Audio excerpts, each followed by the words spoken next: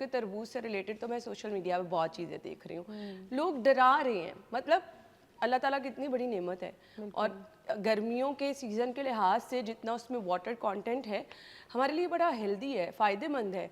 तो सबसे पहले इस पे आ जाते हैं, उसके फ़वाइद मुझे बता दें, फिर आते हैं बाकी चीज़ें जो मिथ्स हम सुन रहे हैं।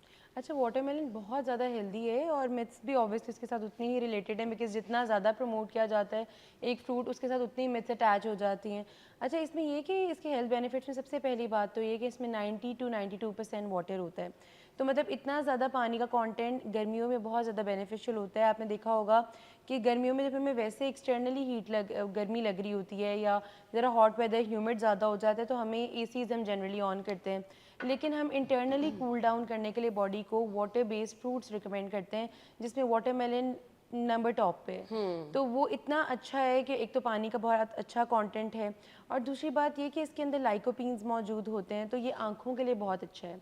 जनरली फ्रूट्स क्या होते हैं कि हमें वैसे फाइबर दे रहे होते हैं या वैसे हाइड्रेशन दे रहे होते हैं, लेकिन आई हेल्थ को सपोर्ट करता है specifically watermelon, because I health generally क्या होता है कि हमारी आंखें ड्राई हो जाती हैं या हमें ब्लरी विजन हो जाता है, या आप देखेंगे आई रिलेटेड बहुत मसले आने लग जाते हैं, एट टाइम्स खारिश होती है बहुत ड्राइनेस की वजह से, तो हम सुपरफिशली तो बहुत सारे ड्रॉप्स ऐड कर रहे होते हैं, टॉपिकली बड़ी ऑइंटमेंट्स भी लगा रहे होते हैं एट टाइम्स, लेकिन वो उस तरह हील नहीं हो रहा होता। लेकिन वाटरमेलन इटसेल्फ जो अगर आप कंज्यूम करना स्टार्ट कर देते हैं तो आपकी आंखों के लिए बहुत अच्छा है, जो आई रिलेटेड मसले हैं वो रिजॉल्व हो जाएंगे। उसके अलावा ये कि क्योंकि दो इसके अंदर फाइबर का कंटेंट कम है, येट ये स्टिल वेट लॉस को बहुत प्रमोट कर रहा होता है, बिकॉज एक बोल जो है वाटरमेलन उसमें सिर्फ 45 किलो कैल होता है और पानी का बड़ा अच्छा कंटेंट होता है, और ये इसमें कैलोरीज का कम होना इसे डायबिटिक्स के लिए भी बड़ा सेफ बना देता है, बिकॉज ऑब्वियसली आप एक पोर्शन में ले रहे हैं तो डायबिटिक्स भी उस पोर्शन में खा सकते हैं। ग्लूकोज स्पाइक जो है वो ऑप्टिमम होगी, बहुत ज़्यादा नहीं होती, और ब्लड स्ट्रीम में भी स्लोली जाता है, तो ये बड़ा बेनिफिशियल होता है डायबिटिक पेशेंट्स के लिए भी।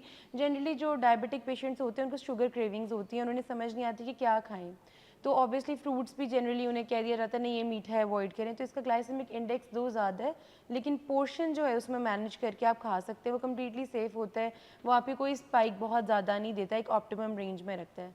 तो उसके अलावा भी बहुत सारे बेनिफिट्स हैं, जिसमें स्किन के लिए क्या फ़ायदे हैं इसके? स्किन क्योंकि के हम लिए ना अच्छा, स्किन का एक बेनिफिट ये है कि आप देखिए स्किन पे हम जनरली खा रहे होते हैं तो वो तो नज़र आता है, लेकिन एट टाइम्स होते हैं कुछ फ्रूट्स होते हैं जो स्किन पे अप्लाई भी आप कर सकते हैं, तो एप्लीकेशन से उसके बड़े अच्छे रिजल्ट्स आते हैं। तो जो इसका रिंड होता है, जो आउटर पार्ट होता है वाटरमेलन का, अगर आप वो अपनी स्क्रब करते हैं स्किन पे, तो एक तो टैनिंग के इफेक्ट्स खत्म हो जाते हैं, जो टैनिंग बहुत स्वेयर हो जाती है ना जिन लोगों को सनबर्न और ये सन एक्सपोजर से बड़ा मसला होता है, स्किन डबल टोन्ड हो जाती है, वो इसके रिंड को जब आप ऑब्वियसली आप इसका फ्लैश खा लेते हैं, फ्रूट खा लेते हैं, तो जो उसका छिलका बच जाता है उसको आप अपनी स्किन पे स्क्रब कर लें, एक तो कम्प्लीटली सेफ होता है, इससे इचिंग नहीं होती, जैसे टमाटर या फिर आलू से इचिंग होती है ना, वाटरमेलन आपको इचिंग नहीं करता और आपकी स्किन की एक तो टैनिंग रिमूव करता है, दूसरी बात है कि ये हमारी बॉडी के अंदर जाके कोलेजन को एक्टिवेट कर देता है।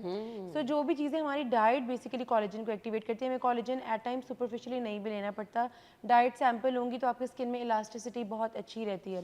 दूसरी बात है कि स्किन आप देखेंगे ज़्यादा यूथफुल वो लग रही होती है जो वेल मॉइस्चराइज्ड, वेल हाइड्रेटेड हो, तो हम लोग बहुत ज़्यादा मॉइस्चराइजर्स पे इन्वेस्ट करते हैं, हमें कोशिश होती है कि रात को सोने से पहले मॉइस्चराइज करें, एजिंग को डिले करें, लेकिन एजिंग को डिले करने के लिए एक इंपॉर्टेंट फैक्टर है कि आप इंटरनली अपने आप को हाइड्रेट करें, जितनी आपकी गट, जितना आपका स्टमक, जितना आपका ओवरऑल बॉडी वेल हाइड्रेटेड होगा वो आपके स्किन पे नज़र आएगा। तो जब समर्स आते हैं तो अपॉर्चुनिटी अवेल करने के लिए इससे बेहतर कोई फ्रूट नहीं है, बिकॉज ये सबसे ज़्यादा पानी पोजेस करता है, तो आप इसमें हाइड्रेटेड भी रह सकते हैं, स्किन आप देखेंगे बहुत प्लम्प्ड हो जाएगी। जिन लोगों का मसला रहता है कि उनकी स्किन फटने क्रैकी हो जाती है, लिप्स क्रैकी हो जाते हैं, और स्पेशली इन एरियाज़ में एट टाइम्स आप देखेंगे जिसे हम कहते हैं पक जाती है स्किन, आपस में जॉइन हो जाती है, तो वो बहुत बच्चे भी बहुत ज़्यादा कॉम्प्लिकेशन फेस करते हैं एक्सट्रीम समर्स में।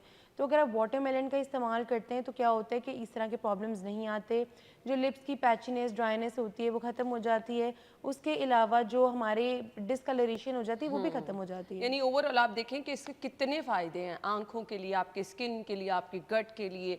फिर वाटर कंटेंट जिसकी हमें गर्मियों में बहुत ज़्यादा ज़रूरत रहती है, रिच है जी वाटर कंटेंट से। अब थोड़ा सा आ जाते हैं दूसरी साइड पे, जो हम तरबूज से रिलेटेड इतनी सारी बातें सुन रहे हैं। अच्छा, बेस्ट टाइम इसको कंज्यूम करने का क्या है? अच्छा, बेस्ट टाइम किसी भी फ्रूट को कंज्यूम करने का, बिकॉज फ्रूट में क्योंकि विटामिन सी भी होता है, डिफरेंट वाइटामिन मिनरल्स होते हैं, और एक तीसरा फैक्टर है कि पानी का कंटेंट बहुत हाई होता है। तो हम जनरली रिकमेंड करते हैं कि आप लेट एट नाइट ना वो खाएं। उसकी वजह ये होती है कि फिर आपकी स्लीप बहुत डिस्टर्ब होती है, और स्लीप डिस्टर्ब हो तो कॉर्टिसोल लेवल्स भी हाई हो जाते हैं, बिकॉज एक स्ट्रेसफुल इन्वायरमेंट हो जाता है, तो ओवरऑल हेल्थ को बड़ा ऑल्टर कर रहे होते हैं। तो आप अर्ली मॉर्निंग आप खा सकते हैं। अच्छा, this can be the first food you consume in the morning. Great. मतलब वो इतना सेफ है। यानी हम कहते हैं जी watermelon। निहार हूँ, आप इसको बिल्कुल खा बगैर सकते नाश्ते हैं। के खा सकते खा हैं। सकते हैं। अगर आप नाश्ता नहीं करना लाइक करते तो आप इसको फर्स्ट थिंग खा सकते हैं। आप लंच में भी, अगेन लंच से पहले, ब्रेकफास्ट और लंच के दरमियान में एक स्नैक का टाइम होता है, आप इसको तब भी खा सकते हैं। फिर लंच और डिनर के दरमियान में कोई अराउंड 6 बजे करीब भी एक स्नैकिंग का टाइम होता है, आप तब भी इसको खा सकते हैं। हाँ, रिकमेंडेड ये होता है कि आप 7 बजे के बाद इसको ना खाएं, बिकॉज ऑब्वियसली फिर फ्रीक्वेंट यूरिनेशन होती है, बिकॉज क्योंकि किडनीज़ को भी फिल्टर आउट कर रहा होता है, किडनीज़ में जो टॉक्सिन्स होते हैं। तो क्योंकि हाइपर एक्टिव किडनीज जब हो जाएंगी, जब बहुत ज़्यादा आप खा लेते हैं, तो आप फिर रात को टॉयलेट जाने का फिर कॉम्प्लिकेशन होती है, अगेन स्लीप डिस्टर्ब होती है।